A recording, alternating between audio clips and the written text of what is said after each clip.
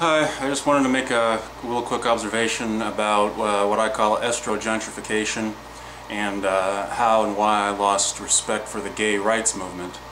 Estrogentrification, as it is kind of self-evident, just means the kind of pussification of society. The gay rights movement is a good example of why that has taken such a strong hold in our society. Because I remember when I was in high school in the 80s, I graduated in 1991, the gay rights movement was all about just, hey, it's not your business, leave us alone, we want to just, we just want to be able to come out in peace. And I'm like, okay, fine, not my business, I agree, I don't even care, it's not, I don't want to know, it's not my business. And if y'all don't, are getting sick of being dragged behind trucks and beaten up for being called, being called epithets and all this kind of stuff, then I'm down with that. Fast forward to the Proposition 8, was it, or 9, I forget, in '08 in California. The gay rights movement had evolved and had grown it's become more rabid, like a rabid dog, it seemed, that you couldn't support it. If you didn't support it openly, then all of a sudden they used the shorthand H, letter H and the number 8. Hate, right? I hate you now. So all of a sudden it went from, in the 80s, mind your own business, we just want to be left alone, peace and equality for all, to if you don't support me, you hate me, which is totally inconsistent intellectually, and I can't support anybody who who devolves. If you're changing yourself, becoming somebody else, growing up, whatever, is one thing, but growing down is something else, and I can't support that. Another reason I can't support it, and I don't care, I'm not gonna it's not my business, alright?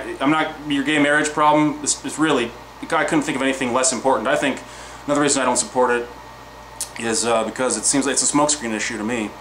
How are you gonna have gay rights when you don't have civil rights? If I can't protest in public, no matter who I am, what difference does it make about whether or not I can get married to a man? That doesn't talk about, that's a luxury item. That is you're hung up on the frosting. You just want to eat whipped cream your whole life, but you don't realize that there's this cake that is rotting under you. It doesn't matter if, so you get to fuck each other for in peace, with state sanctioning, but I can't stand in front of the White House with a sign saying down down with the bums or whatever.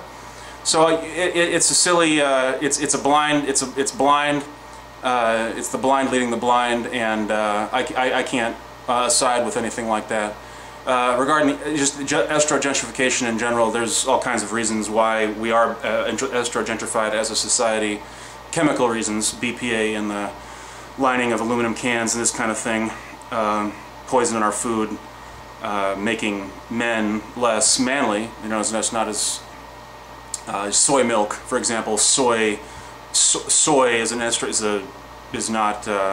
It takes the balls out of things, and so yeah, that's it. I don't really have anything else to say on the matter that I can think of off the top of my head, but yeah, just estrogentrification. Just look around, look at a film from the 60s or 70s. I always like to use the example of One Flew Over the Cuckoo's Nest, and the way Jack Nicholson wears his jeans in that video. You tend not to see those kind of men anymore. Now it's either you're cool, you look cool, you have like stylish jeans, it's designer, you're metrosexual, you've watched Queer Eye 100,000 times, but you don't have any teeth, you're not tough. There's a lot of people out there that are, and you don't see them on TV for the most part. Yeah, that's all. Thank you.